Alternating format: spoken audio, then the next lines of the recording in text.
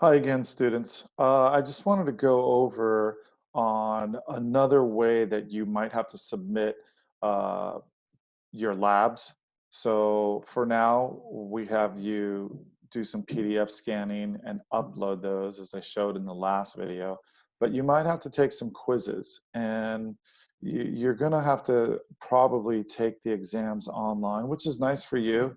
Uh, because you can go back and forth, take them at different times. But what I really want to show you guys is some of the questions and what are some of the variety of the questions you're going to be working with. So I want to go ahead and share my screen with you. And as you can see right now, I'm in the Chem 115 Canvas website.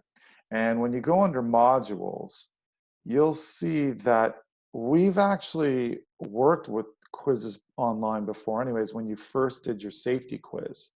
So some of the quizzes might have uh, be similar to the safety quiz, and they might have some embedded videos. So right here in the safety quiz, it says go ahead and resume. I'll press this button so you can take a look at what it looks like. But you may remember in the beginning of the semester, you took the safeties quiz, and the safety quiz had an embedded video, which you may have to watch, and then it had some multiple choice questions. So after watching the safety video part one, you could go ahead and answer these questions. So just to make the video short, I'll go ahead and answer these. Unauthorized experiments are, those are never allowed. Before starting an experiment, we need to read the entire procedures. When pouring liquids from a reagent bottle, you should uh, pour it directly from the large container into a reaction flask, pour slight excess into a small labeled beaker, pour quickly. We're going to do that one. Anyways, I'm not going to have you watch me do the whole video, but you would go ahead and then you would submit your exam. And that would be an example of a multiple choice exam. I didn't complete it, so I didn't get it all the way right. So that's one type of quiz question that you guys might see. Um,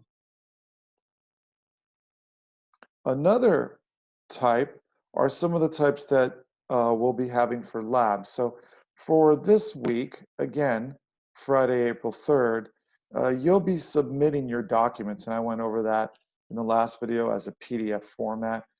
You can click here directly, and it tells you, go ahead and scan, and for me, it was gonna be pages 5 and 6 only. You'll scan them, save it on your hard drive, and submit that assignment here, okay?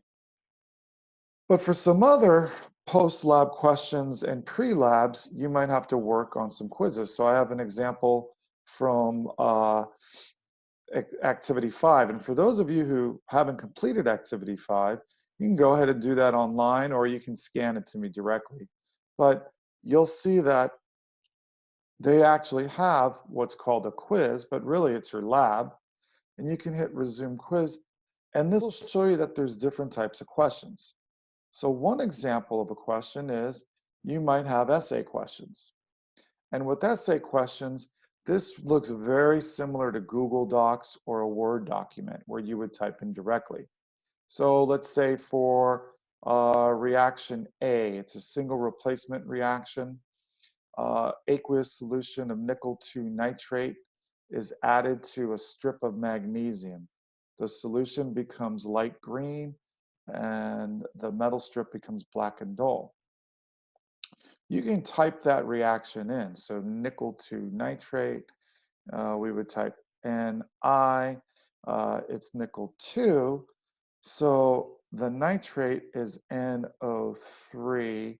But if you want that 3 to be a subscript, you can highlight it and go ahead and click subscript.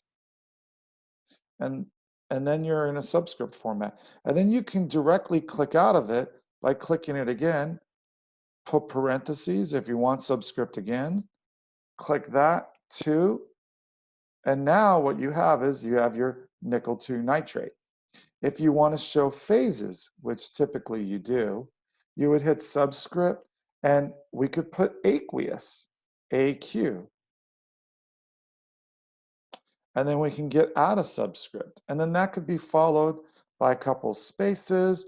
I could do the shift equal to get a plus sign, couple more spaces. I forgot what the other, sorry, element was. It was magnesium.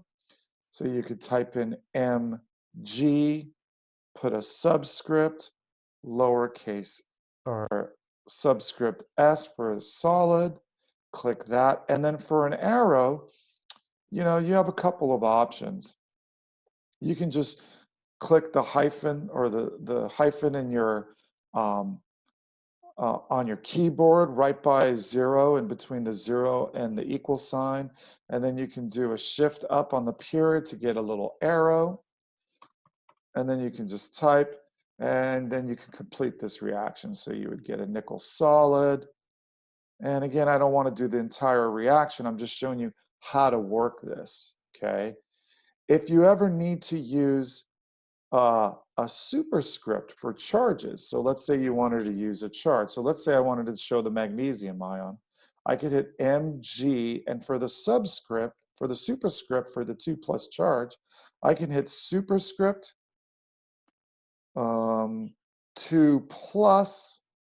It didn't look like that superscript went in, so I could highlight this if I wanted to, and then hit superscript, and it puts it as a superscript. And then I can bring that back down, and now I would have, a charge like that. So that's something that you might have to do in essay type reactions. So this is an essay type essay type problem.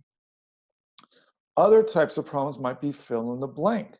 So for example, for each reaction that occurs in question 1, determine whether the reaction is oxidation or reduction.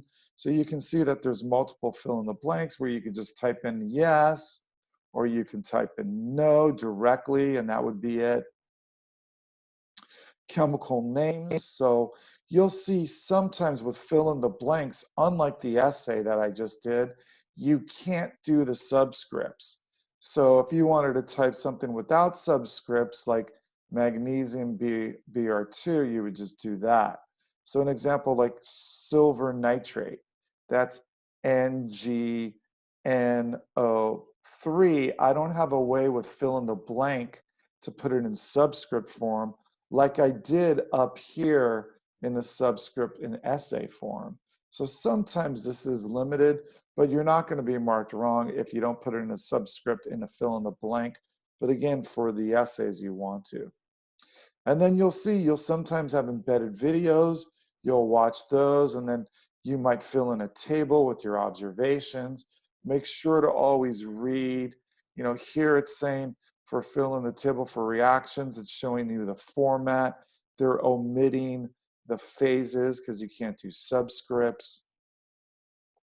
Here's another example of filling in tables. More fill in the tables, more essays. And then you would hit submit. Now, once you submit it, it'll kind of show you your score and let you know.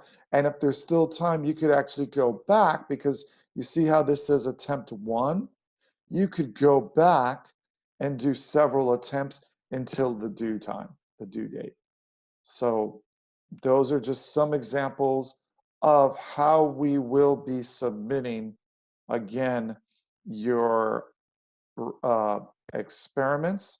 They might be in the form of a quiz, and the quiz would involve maybe an essay type question, a multiple choice like in the safety videos. It might have a fill in the blanks where you can't use subscripts. It might have numerical answers, or it might be more like this coming week where you would just scan a PDF format. So I hope that helps. Again, if you guys have any questions, go ahead and contact me directly. And thanks for being patient, and thanks for your time.